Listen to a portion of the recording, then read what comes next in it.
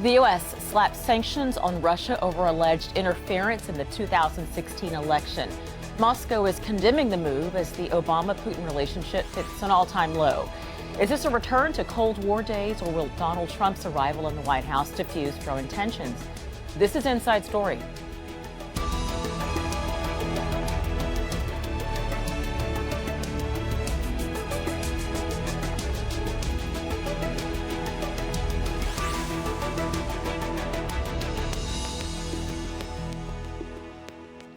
Hello and welcome to the program. I'm Richelle Carey.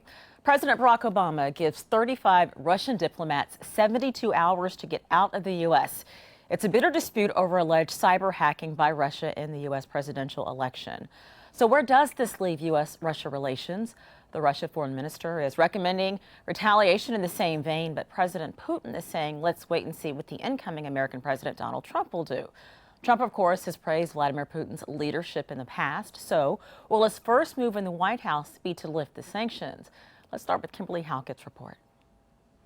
U.S. President Barack Obama issued executive orders sanctioning 2 Russian intelligence services and 3 companies the White House says supported what it's calling malicious cyber attacks to influence the outcome of the U.S. election. The White House says it's also ejecting 35 intelligence operatives from the U.S. and blocking access to Russian government compounds operating in New York and the U.S. state of Maryland. Its response against Russia, even top members of Congress on tour of Baltic states have been calling for. It is a threat to the very fundamentals of democracy if a nation or entity can affect the outcome of an election in the United States or in any other democracy throughout the world. Still, the White House offered little detailed proof Russia was behind the attacks, beyond a simple diagram in a report from the Department of Homeland Security and FBI, showing how it believes Russian intelligence hacked into the Democratic National Committee computers over the summer. On vacation in Florida, President-elect Donald Trump said it was time for the country to move on to bigger and better things. Still, he promised he would meet with the intelligence community next week to be briefed on the situation. Russia has also denied it's behind the political hacking. The Kremlin needs to calculate, and it's in a bit of a dilemma here, how much do they want to show they're tough and respond at the risk of harming relations with a new U.S. administration that's coming to power in a few weeks, which clearly wants to improve relations with Russia. Still, the White House says it will provide a more detailed briefing to Congress, definitively linking Russia to U.S. election interference. But the timing of that report is curious, roughly 3 weeks before Trump is set to be sworn into office. It's a move that may have been designed to put Donald Trump in a difficult spot, forcing him, as one of his first acts of office, to decide whether to lift the Russian sanctions that many members of his own Republican Party support, while at the same time putting at risk the Russian relationship many allege may have helped him win the White House. Kimberly Halkett, Al Jazeera, Washington. So here's the response from Russia's foreign minister. He has recommended the expulsion of U.S. diplomats from his country. We can't leave such steps unanswered. Reciprocity is a law of diplomacy and international affairs. Therefore, the Russian Foreign Ministry, together with our colleagues from other agencies, proposed the President of the Russian Federation to declare 31 staff members of the U.S. Embassy in Moscow and 4 diplomats from the U.S. Consulate General in St. Petersburg persona non grata. We also propose to ban Americans from using the country house in Serebryny Bor and the warehouse on Dorozhная Street.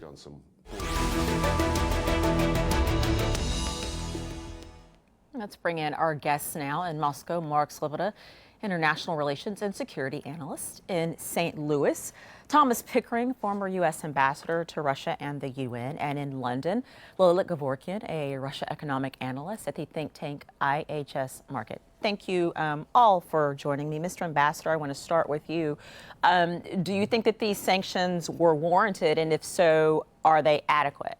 I think that probably there's a very strong belief in the United States that they're warranted, a belief shared not only in the administration, but purportedly, but I think realistically by the intelligence community, and as well by a significant number of Republicans.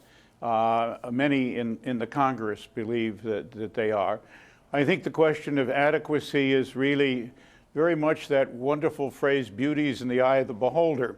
35 expulsions doesn't come up to what happened after the Hansen affair back in 2000, or even during Ronald Reagan's period of service when several hundred were expelled. But it is a significant number. And the other steps that were taken, sanctions against individuals and against intelligence agencies, would seem perhaps to be a little soft, maybe, in terms of Cold War standards, but in post-Cold War standards, they're quite significant. I think it is important also to believe that there are two aspects of this that are perhaps more significant than whether they're warranted or adequate. One of these is perhaps the follow-on question: will they help deter things, and will they condition the U.S.-Russian relationship in a way that either makes it harder for Mr. Trump to move or provides an opening in which he can perhaps exploit for further efforts? And there, President Putin's statement just a little while ago that he wasn't going to expel people may well play into the hands in that particular issue. The second, and one is perhaps more inside baseball, is there's been a lot of Russian oppression of American diplomats in Moscow over the last several years. And I think that this is, in some ways, at least, is something that is seen to be a fitting response to that kind of activity, which is, in my view, totally out of keeping with where President-elect Trump would like to go and where he'd like to see the relationship taken. Mr. Ambassador, you brought up a lot of key issues that we will be discussing. One in particular that I want to revisit. Thank you. And I appreciate it.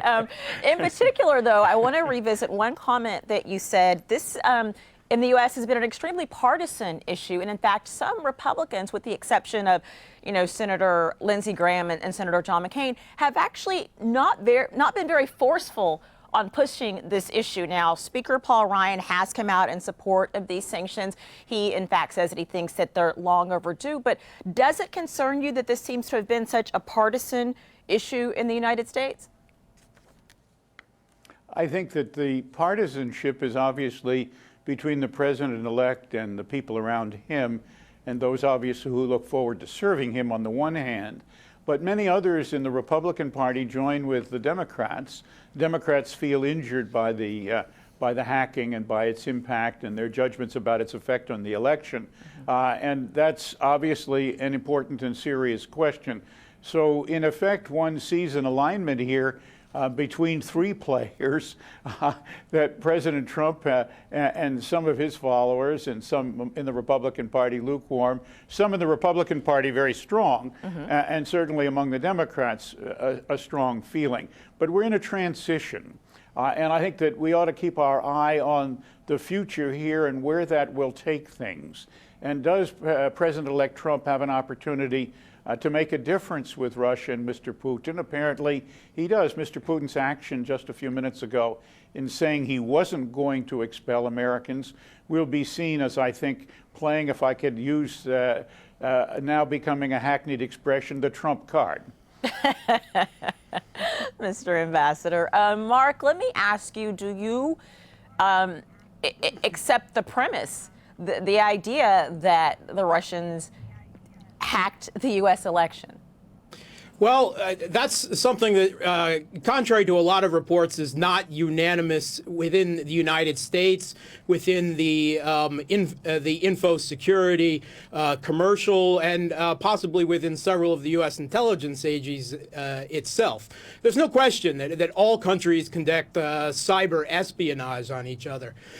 If I could quote here, Michael Hayden is a former head of the defense and of the National Security Agency and of the CIA. And in a speech to the Heritage Foundation earlier this year, he said, "I have to admit my definition of what the Russians did in hacking the DNC is unfortunately honorable state espionage. A foreign intelligence service getting the internal emails of a major political party to be in accord. That is game on. That's what we do. I would hate to be in an American court of law and be forced to deny that I never did the same like that when I was director of the NSA." Okay, Mark. So I see. There's a question. The quote, I hear what you're saying. You're trying to say that he's saying this is how the game is played. But isn't part of the game also retaliating and trying to protect yourself? Absolutely, if that's the case. The problem is one of state attribution. And this is a very hard thing to do, and the bar should be set very high, because it is President Obama himself who linked, as a possible response to cyber warfare, actual escalation to conventional military force. That could take us into all kinds of places if a cyber warfare were to erupt between... Yes. Military? Where did that come from? President Obama, in the last year, reserved the right for the U.S. to respond to cyber attacks with military response. That is a fact. Mr. Ambassador, do you care to respond to that? Well, I think Mark's a little bit over the top here. One, the question of attribution is obviously still, put it this way, somewhat murky and cloudy. Secondly, a defender of intelligence activities has colleagues in other countries to defend intelligence activities. The issue is the release and obviously the pointed timing and character of the release. And then the old wonderful question that is asked in intelligence and in diplomacy, cui bono, who benefits? And so those are all things that are out here and that need to be looked at and that are clearly a problem. We're entering into an era, obviously, where there may be an opportunity to move ahead. I think that military action on the part of the president certainly could include cyber action. And so Mark's, put it this way, somewhat strained view that we're about to go to nuclear war over cyber attacks or indeed conventional attacks. Oh, that's not what I said. Don't do a straw man. That's not what I said. But Mark lives in Moscow, where fake news is a kind of usual now medium of exchange, if I could put it that way. And that's a difficult problem. And we live with fake news here, too, so we know what it's like. But I think it's important to stay away from pushing these things so far, particularly when we see perhaps the potential for some kind of useful opening ahead here, despite the dust-up. And what President Obama wants to do is to put down a marker that we're not going to sit here and take it when people interfere in our electoral processes. Lilit, what impact could these sanctions have in the immediate future and in the long run if this continues to escalate? I mean, President Putin is playing his hand very well, saying, you know, I'm going to wait and see what happens in the future with President Trump, and we'll get to that in a moment. But what impact could these sanctions have on Russia? I don't think there will be any significant impact at the moment because, as it has been mentioned a couple of times, we're really waiting to see what is going to happen between Russian government and the new administration. How this reset will work. Will it work?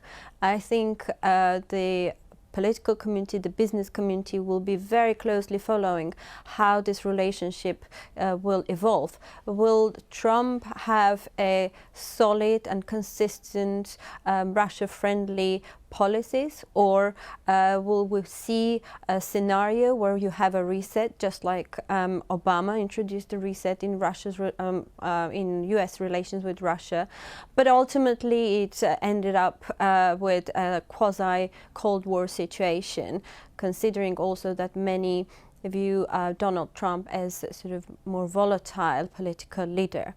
So I think short term, we will not really see any significant impact. Long term, if the sanctions persist, this is not good news for Russia.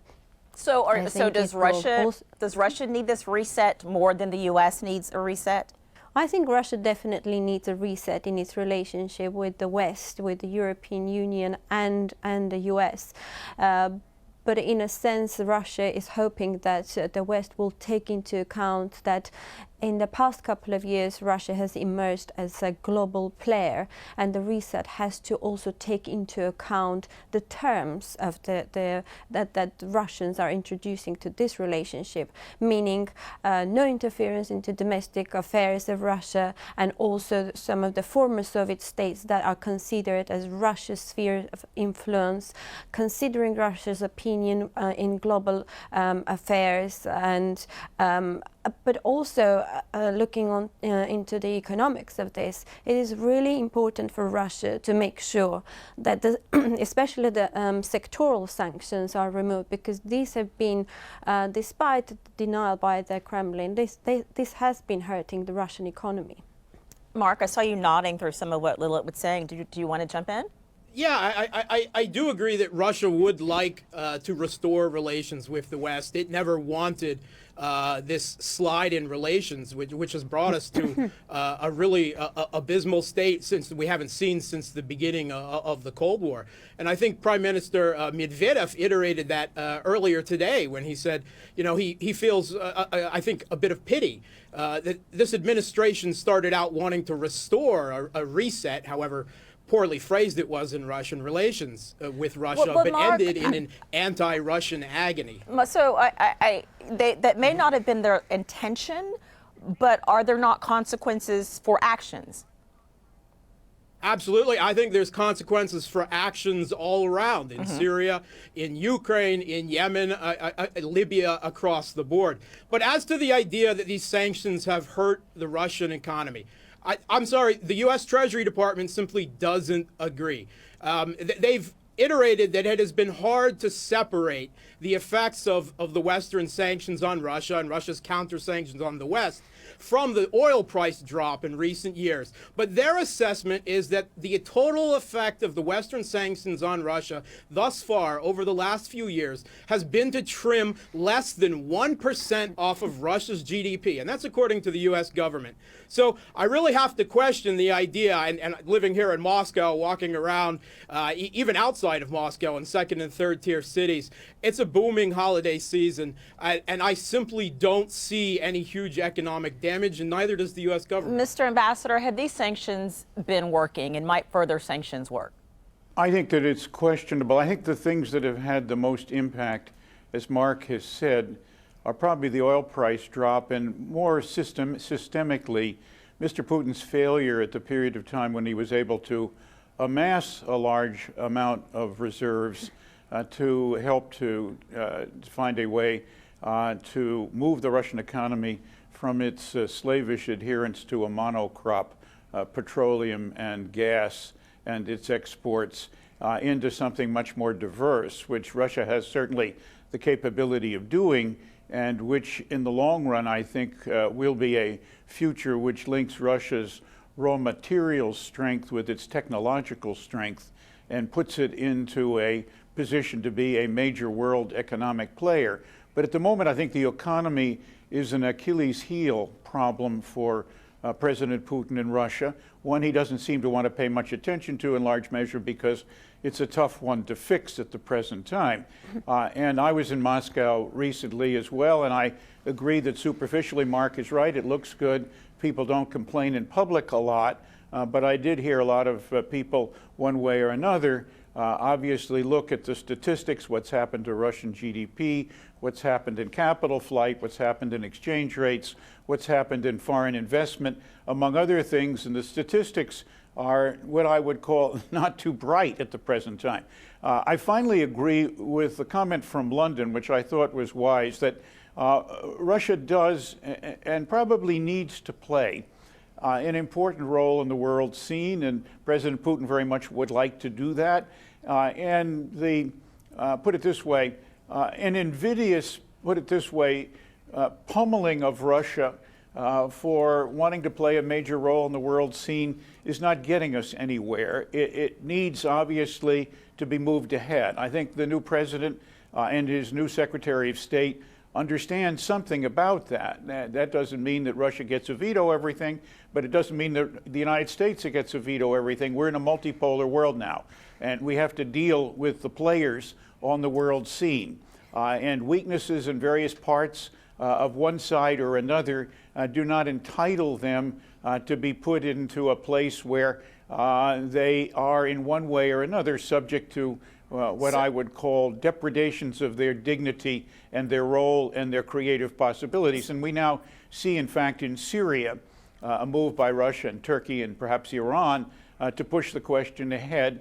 And hopefully that would be something that we could, in one way or another, to continue to encourage. Secretary Carey's played a huge role in trying to get there. Mr. Ambassador, I'm sorry to cut you off. I Yes. just wanted to bring Lilit into this conversation. Donald Trump has been very vocal about wanting to have a better relationship with Russia. The gentleman who may end up being his Secretary of State, Rex Tillerson, has a good relationship with Vladimir Putin, and economically speaking, he does as well. How do you see this playing out when President Trump takes over? How do you see the potential for them to have a relationship that is mutually beneficial to both countries, considering the sentiment largely in the U.S. is that Russia is not their friend? When we talk about benefits, we really have to define what, for example, the U.S. sees as its national interest. And the problem is that the political leadership is divided.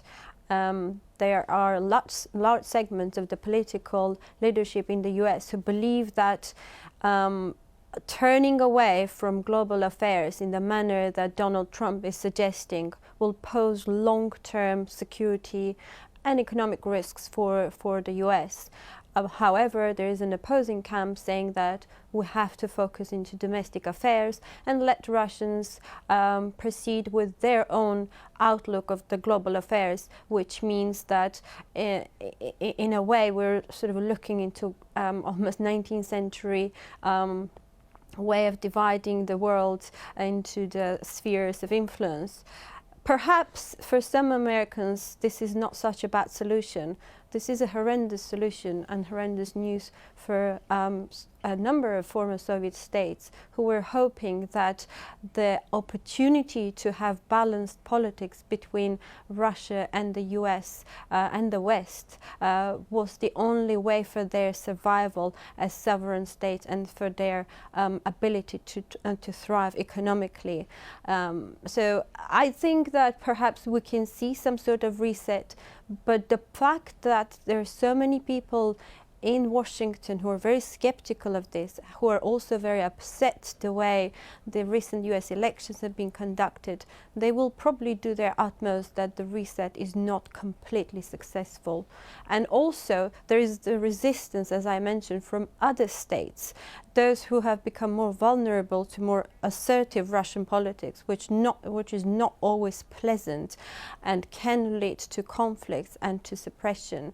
And so the point is that there are really opposing two camps now, both in DC, in European Union, and in other parts of the world. Mr. Ambassador, I'm going to ask the final question to you as we wrap this up. We're short on time, but I think that this has to be asked.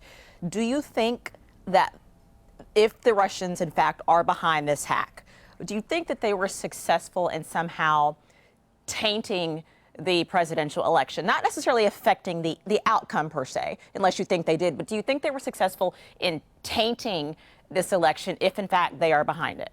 Well, I think to some extent, yes, every little bit helps.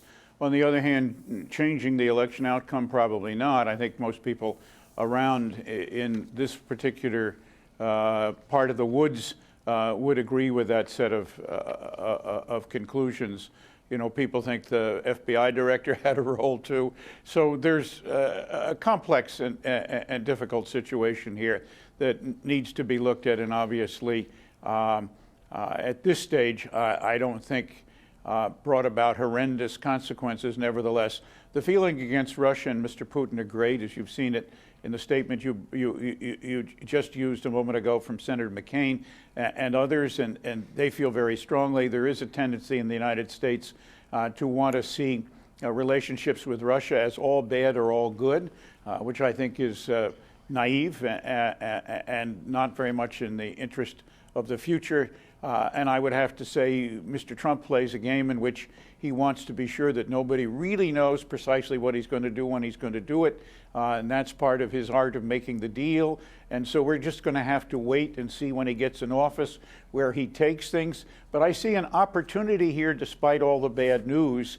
And one hopes, in fact, that opportunities when they come along are picked up and used. And I think President Putin's response in not expelling Americans is perhaps a response to that opportunity. So let's see where it goes.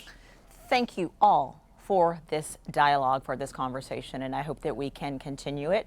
So Ambassador Thomas Pickering in St. Louis, thank you. Mark Sleboda in Moscow, thank you. And Lilit Gevorgyan in London, thank you all very much.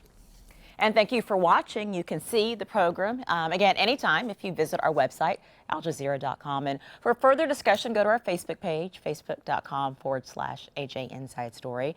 And you can also join the conversation on Twitter. Our handle is @AJ Inside Story. For me, Richelle Carey, and for the entire team, that is all for now. Thank you.